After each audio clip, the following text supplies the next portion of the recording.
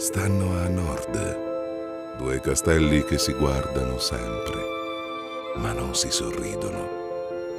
Due famiglie potentissime, rivali e gonfie d'odio, l'una contro l'altra. Un giorno accadde l'inverosimile.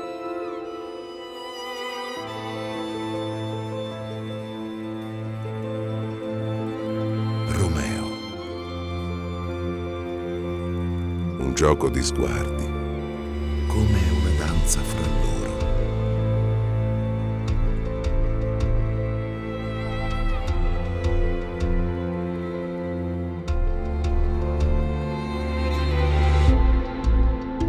Si installa pazzo d'amore sotto al balcone e poi si chiede cosa sia là sul terrazzo e si risponde: l'Oriente è quello e Giulietta è il sole.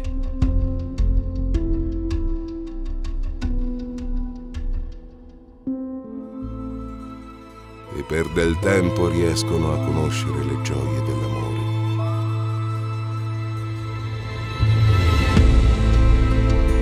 Si getta fra le braccia, senza colpa né vergogna. Ma ben presto questa gioia ha fine. Il loro amore potrà vivere fecondo solo in un luogo di pace, dove tutto è silenzio e non esistono offese, dove solo regna il rumore del vento.